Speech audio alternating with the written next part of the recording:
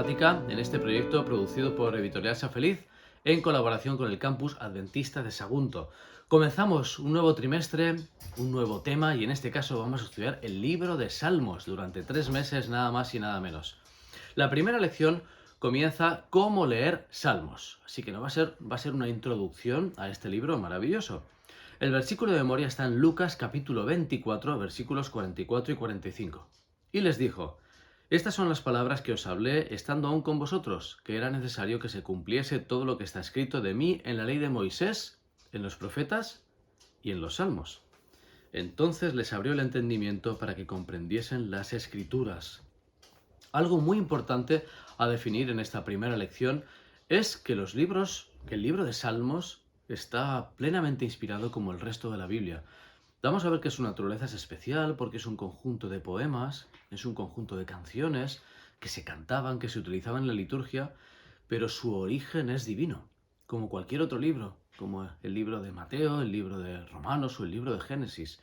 Y en ese sentido sí que va a ser muy importante estar atentos a la naturaleza de este libro, es decir, al contexto histórico, a los rasgos poéticos, a las características teológicas y litúrgicas, para que así podamos disfrutar plenamente de su mensaje para nosotros hoy. Continuamos el estudio de la escuela sabática, en este caso la lección del domingo. Los salmos en el culto del antiguo Israel. Básicamente esta lección nos recuerda que el libro de Salmos, los salmos que componen el libro, ¿verdad?, fueron una parte muy importante de la vida religiosa de Israel, de la vida litúrgica. Fueron compuestos tanto para un uso individual como para un uso comunitario. Se cantaban en el templo, se cantaban en los viajes. Es curioso porque, aunque nosotros lo conocemos como salmos, ¿no?, que viene del griego salmoi, de la Septuaginta, el término original en hebreo es tehilim, que tiene que ver con alabanzas. Así que ya nos indica la principal naturaleza de estos salmos, son alabanzas a Dios. Formaban parte, como hemos dicho antes, en la dedicación del templo, en las fiestas religiosas, en las procesiones. Hay, por ejemplo, la escuela sabática nos señala ejemplos, cánticos para los peregrinos, los salmos del 120 al 134, aparecen también los cantos de las peregrinaciones que se realizaban mientras se iban dirigiendo a las fiestas de Jerusalén, ¿verdad? Las 3 fiestas de peregrinación anuales. El Jalel egipcio de 113 al 118, el Gran Jalel del 136, y justamente del Jalel egipcio nos dice que ocupaba una parte importante en la Pascua también. Salmos 113 y 114 se entonaban al principio de la cena, Salmos 115 y 118 al final, y luego estaba el Jalel diario que se incorporaba en los servicios religiosos de las sinagogas. Básicamente impregnaba toda la vida religiosa de Israel, toda la vida estaba impregnada de salmos, y el propio Jesús en el Salmo 22 oró usando un salmo. Todo esto nos va a dar algunas pinceladas muy importantes que en el resto de la semana vamos a ir analizando. Continuamos con el estudio de la escuela sabática, en este caso la lección del lunes, donde nos invita a conocer a los salmistas. Quizá algunos hemos pensado que todos los salmos han sido compuestos por David, y no es así, aunque la gran mayoría sí que fueron compuestos por él. El Nuevo Testamento ya nos certifica, ¿verdad?, la autoría davídica de muchos de estos salmos, pero hay muchos otros que no fueron compuestos por él. Por ejemplo, la escuela sabática nos pone ejemplos de muchos levitas que también fueron compositores de estas canciones, oraciones llamadas salmos. Está Asaf, por ejemplo, Coré, Emán, el Ezraíta, el Salmo 89 también, Etán, otro Ezraíta, también Salomón, también Moisés. Así que básicamente hay un montón de autores, principalmente David, que compusieron obras, estas literarias, litúrgicas, canciones inspiradas por el Señor y que fueron formando parte, llegaron a formar parte del gran libro de Salmos. El Espíritu Santo, sí que no nos cabe ninguna duda, fue el autor último, ¿verdad?, de cada uno de estos libros e inspiró de diferentes formas, en diferentes tiempos, a diferentes autores. El clamor, por ejemplo, que aparece en el Salmo 88, versículos 2 y 3, dice: llegue mi oración a tu presencia, inclina tu oído a mi clamor, porque mi alma está hastiada de males y mi vida cercana al Seol. Bueno, es fuerte este mensaje, y sin embargo es un mensaje casi universal, que se puede aplicar en diferentes tiempos, en diferentes lugares. tanto hace 3000 años como hoy en día. Casi podríamos decir que tiene rabiosa actualidad. Así que los salmos trascienden las culturas, trascienden el espacio y el tiempo, y son testimonios, nos dice la escuela sabática, testimonios de la gracia y de la redención en la vida de las personas, y sin embargo no esconden la tragedia de un mundo enfermo y no esconden las dificultades que representa vivir en este mundo. Quizá por eso la autenticidad de los salmos los hace tan especiales. Continuamos con el estudio de la escuela sabática, en este caso la lección del martes. Lleva por título Un cántico para cada etapa. Así como en la lección del lunes hablábamos de los diferentes autores que habían compuesto salmos, hoy podemos ver en la escuela sabática los diferentes tipos de salmos que hay. Y es que hay una gran variedad, porque de alguna forma tratan de reflejar la variada experiencia religiosa de todos los seres humanos. Así que hay como para cada etapa. Por ejemplo, hay himnos que engrandecen a Dios por quién es, por su grandeza. Es una alabanza plena a Dios como ser creador, como soberano de todo el universo. Otros son salmos de acción de gracias, que expresan justamente esa actitud de agradecimiento a Dios por diferentes momentos en la vida, por diferentes aspectos que entran a la atención humana y son puestos delante de Dios como una acción de gracias. Hay salmos, en cambio, que representan lamentaciones, que expresan un clamor, que expresan un dolor, que expresan una petición sincera de liberación del sufrimiento a Dios, una lamentación profunda de lo que está viviendo el salmista y que se aplica a todos nosotros. Hay salmos sapienciales, llamados así, que implican sabiduría y que transmiten un acervo de conocimientos y sabiduría popular e inspirada también por el Señor.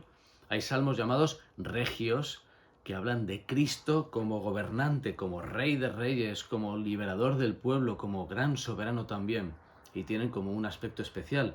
Y finalmente también hay salmos históricos que recuerdan al pueblo su historia, que recuerdan las obras y las proezas que ha realizado el Señor en su salvación. A nadie se le escapa que cuando decimos que los salmos, en ocasiones, ¿no? Decimos salmos son poemas, claro, son diferentes a la poesía occidental a la que estamos acostumbrados.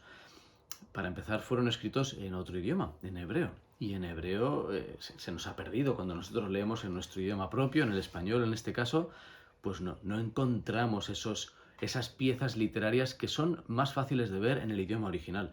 Pero en todo caso sí que podemos ver, por ejemplo, ¿no? La escuela sabática nos habla de paralelismos. Y es que en la mentalidad hebrea la rima es muchas veces conceptual. Ese paralelismo es lo que genera esa simetría. Por ejemplo, en el Salmo 103:1, alaba alma mía al Señor y alabe todo mi ser su santo nombre. Y en este caso justamente alaba alma mía al Señor y alabe todo mi ser. Al ponerlos en paralelo, alma mía representa todo mi ser, con lo cual queda ahí encerrado un mensaje teológico muy profundo también. También se utilizan imágenes, ¿verdad? El refugio de Dios, la sombra de las alas de Dios, pues trata de evocar una imagen que en los sentidos, en la imaginación del oyente, trate de describir, en este caso, la protección divina. También se nos menciona el llamado merismo, que es expresar la totalidad mediante una parte. Cuando dice día y noche clamo a ti, bueno, pues básicamente representa la totalidad de la existencia, ¿verdad? El sin cesar. Y finalmente juegos de palabras que es muy difícil de percibir en español, pero que en los idiomas originales, por ejemplo el Salmo 96:4, cuando utiliza Elohim, dioses, o Elilim, ídolos, hace un juego de palabras por oposición que, bueno, que el lenguaje original tenía mucha más fuerza, pero que con un poquito de estudio e investigación también podemos llegar a descubrir. También nos menciona esta palabra Selah, que aparece en muchos salmos, que básicamente es se detiene la lectura, una breve interrupción, una pausa para reflexionar o en ocasiones también para cambiar el acompañamiento musical. Todos estos aspectos nos ayudan a entender mejor la naturaleza del libro que estamos estudiando. Continuamos el estudio de la escuela sabática, en este caso el miércoles. Oraciones inspiradas. Algo muy importante en este trimestre que vamos a analizar el libro de Salmos es justamente que su naturaleza tiene que ver con oraciones. Oraciones cantadas.